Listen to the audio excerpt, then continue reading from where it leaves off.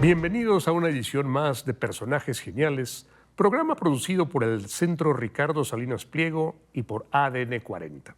Y hoy hablaremos de una de las mujeres más extraordinarias de la historia, una mujer deslumbrante, la mujer que unificó a Inglaterra y más aún, que la convirtió en la gran potencia, Isabel I, que contra todas las circunstancias sobrevivió y convirtió a su país, repito, en la gran potencia. Y para hablar de ella está aquí una queridísima tocaya suya, Isabel estás? Revuelta. Hola, Gerardo. Isabel, encantado de estar contigo. Muchas gracias. Por supuesto, una Isabel impresionante, incluso es un adjetivo, lo isabelino, es adjetivo, es adverbio. Todo lo que hace Isabel en su reinado, porque además fue un reinado largo, fue unir, sacar adelante esa nación. Ahorita vamos a ver a qué costo. Todo lo isabelino, el teatro isabelino, es la época de uno de los más grandes momentos de esa Inglaterra. Sí. Pero hablemos sin duda de ese reinado, una mujer que además ha pasado también como leyenda, que sí tuvo muchos amantes, que no se casa, que sí era virgen. Oye, hoy en día el territorio Virginia de los Estados Unidos es en nombre de esa supuesta virginidad. Pero ¿qué personaje, Gerardo? Déjame, si me lo permites, Isabel, hacer una pequeña introducción. Cuando Enrique VIII quiere casarse con Ana Bolena, la mamá de Isabel, le pide permiso al Papa. Y el Papa le dice, no te lo doy, no te puedes divorciar de tu esposa, que es Catalina de Aragón. Y Enrique VIII dice, pero ¿cómo que no me das permiso? Te lo estoy pidiendo, pues no te doy permiso de divorciarte.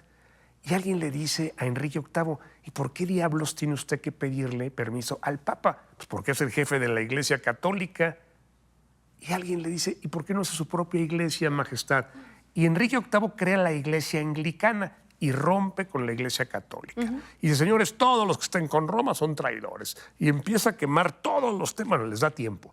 Tienen ustedes tanto tiempo para decir si juegan conmigo y pasan a mi iglesia, sacerdotes, o se quedan con Roma. La mitad se queda con Roma y les quema las abadías y las iglesias, y la mitad se van con él. Claro. Pero ya Inglaterra está profundamente dividida por este capricho de Enrique VIII. Ahora, la gente dice qué bueno que lo hizo porque ya no tenía que pagar impuestos a Roma, ya podía quedarse con todo.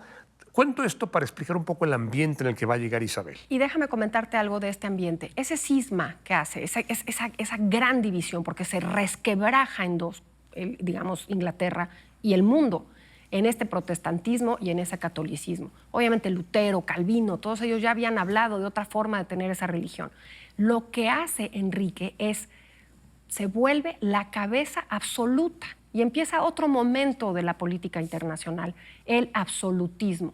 El rey por el rey, y no me interesa Roma, y no me interesa el Vaticano, y no me interesa más que yo ser el jefe de todo. Es muy romántico decir, porque yo me acuerdo de niña que decían, es que Enrique amaba mucho a Ana Bolena y el divorcio. No, era absolutamente conveniente para él volverse cabeza de todo. Absolutismo.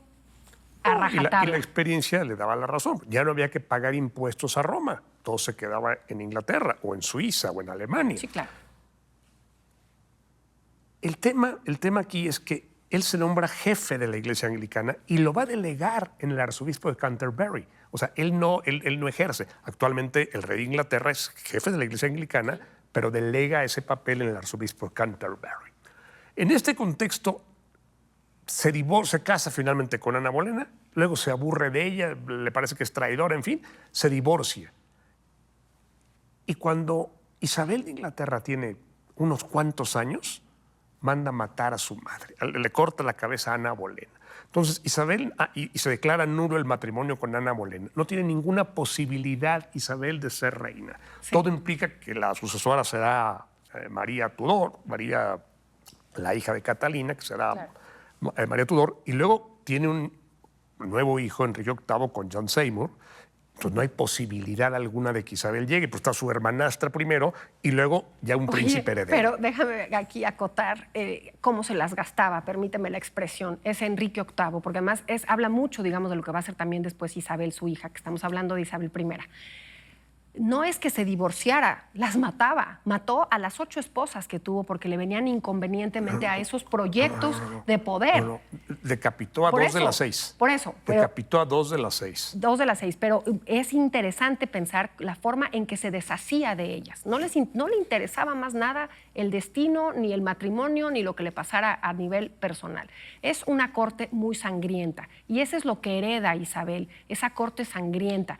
Se habla mucho de María, se habla mucho también de esta guerra entre católicos y protestantes y los protestantes hablan de los baños de sangre que hacían en nombre del catolicismo, mismísimos baños de sangre que hicieron también los protestantes. Claro. Y como muestra un botón, me adelanto un poco en la historia, porque heredan de esta partición el grave conflicto en Irlanda del Norte y las atrocidades que se hacían en nombre de ese protestantismo y en nombre de ese catolicismo en suelo inmediato a Inglaterra, que fue el suelo irlandés. Pero entremos a hablar del personaje de Isabel. Contra toda posibilidad. Isabel es coronada contra todo pronóstico como reina absoluta, pero además de esas primeras mujeres que llegan a ser reinas de un país tan importante como lo fue Inglaterra. Pero fueron circunstancias tras circunstancias las que la fueron llevando al trono.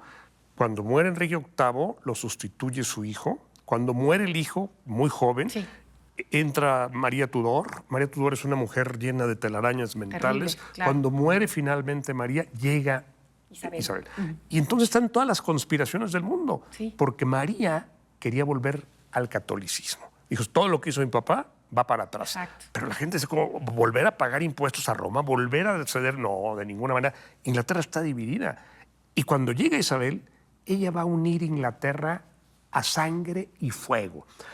Dicen, le encantaban los hombres, le encantaban. Y a diferencia, por ejemplo, de Cristina de Suecia, que todo indica que era lésbica, de Isabel se sabe que tuvo relaciones con muchos hombres y que la pasaba bien y que sabía disfrutar. Pero sabía distinguir muy bien qué tipos de hombres eran para disfrutar y qué tipos de hombres eran para gobernar. Isabel supo claramente que compartir con un matrimonio era meter a la corte, era meter ruido. Yo lo comparo un poco con el tema del celibato en la Iglesia Católica. El problema es económico. Si tú tienes un cura que tiene familia y tiene que heredar los bienes, mejor que sigan los bienes en la iglesia. Y lo comprende muy bien Isabel, pongo el ejemplo en la vida de Isabel. Un marido, ella lo había visto en todas las cortes, en toda la historia de su país y de toda Europa, el marido metería ruido, el hombre metía ruido, ella gobernaría por sí misma. No me caso porque no va a ser práctico. Yo necesito hacer esta empresa que tú estás hablando, Gerardo, que es unificar. Y meter un hombre, meter al marido, meter la casta, además, tú imagínate vivir en esas cortes que acababas muerto. Olvídate de las intrigas y reales conspiraciones que acababan con tu vida. Y déjame dibujar la geopolítica. Arriba tienes Escocia, que es católica. Sí. A un lado tienes a Francia, que es católica. Que no estaban nada contentos. Tienes a un montón de gente que es católica, tienes a España, que es católica, y quieren que Inglaterra sea católica. Y va a haber muchos atentados contra su vida, pero ella se va deshaciendo poco a poco de todos sus enemigos. Y contó con 2 hombres fantásticos, William Cecil y Francis Walsingham, o sea, maestros de la política sin duda. Dicen que Isabel siempre dejaba pasar hasta el último momento. Dicen los historiadores, fue una artista en el arte de la procrastinación.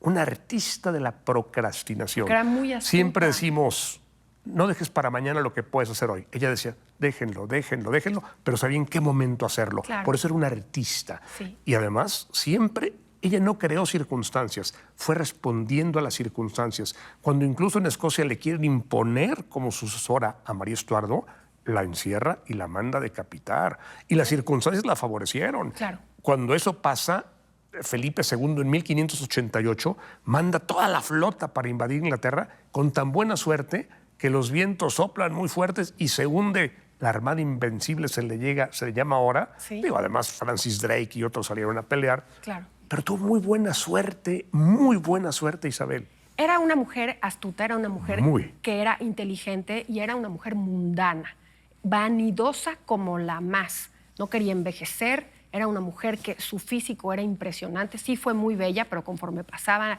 los años, su belleza se volvió incluso que asustaba a la gente porque se ponía un maquillaje muy denso para parecer demasiado blanca. Era incluso teatral. si me permites decirlo.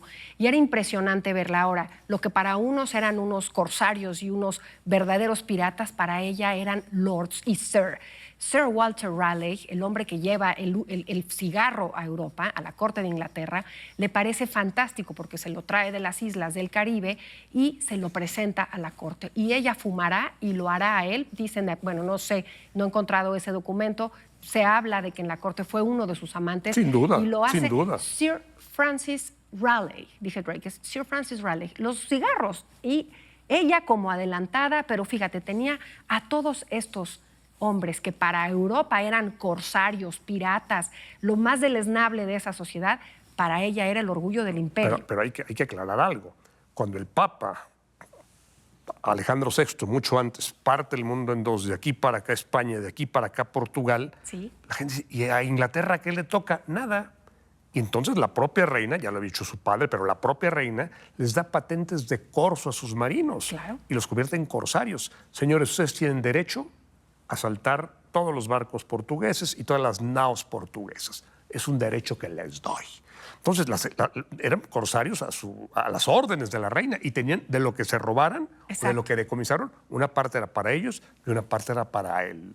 Y fíjate qué incómodo zapato había metido Enrique VIII, porque justamente con esas actitudes de la cabeza de ese gobierno de Inglaterra, de sentirse, yo no voy a estar en el concierto internacional, yo no voy a acatar esas reglas internacionales, pongo las mías. Y se trajo en jaque a toda Europa justamente por hacer ese imperio. Por eso sí, para Inglaterra, la era isabelina es una era de oro, porque es la era de Shakespeare, es la era del Renacimiento, el teatro es la isabelino, Golden Age, como dicen los ingleses. Absolutamente. Pero fíjate, para que no solamente es España y Francia y Escocia, el Papa Pío V, que hoy es santo, San Pío V, emite una bula donde dice, autorizo a cualquier cristiano a matar a la reina y el que la mate será recibido con trompetas y clarines en el cielo. Oye, Dios lo va a recibir con mucho gusto.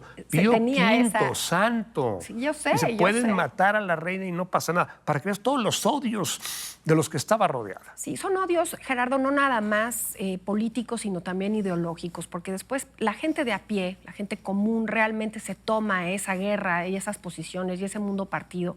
Después veremos cosas terribles con respecto, lo adelantaba un poco con los católicos que estaban en Irlanda, que lo habían estado durante siglos, y de pronto se invade con esta idea de una nueva religión, y ellos no se conocía esa idea de la libertad de cultos. Ningún imperio en esa época, incluyendo el imperio español en México, digamos en Nueva España, permitiría que entrara otra religión. Era prácticamente impensable, pues se perseguían y demás.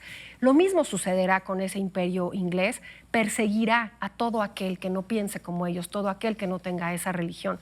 Y esa mujer fue el eje durante muchas décadas, porque estuvo, claro, después ahora una Isabel que a ti no te parece tan atractiva, pero a mí sí, la segunda, la que murió hace algunos años. Lo que hace ese eje, digamos, ese eje inglés y esa monarquía es hacer una institución que hoy por hoy todavía sigue con sus bemoles, pero sigue siendo, Gerardo, el ADN del pueblo inglés. A Isabel nosotros nos parecerá navegó sobre las circunstancias, Sí. se sobrepuso a ellas y convirtió a Inglaterra en una gran potencia. Monárquica. Modelo para todos los gobernantes de nuestra era. Isabel, el tiempo se nos ha terminado. Sí, es un personaje que me gusta recordar. Y es un personaje, Isabel, vuelvo a la vida personal. Ha habido grandes historias en el cine, ha habido grandes historias. Y hay que tomar. La mejor es la de Kate Blanchett. Me gusta, sin duda, me gusta sin muchísimo. duda. Hay que recuperar ese personaje. Así que, bueno, gracias, Gerardo. Se nos acabó el tiempo. Isabel, primera de Inglaterra en Personajes Geniales. Nos vemos la próxima.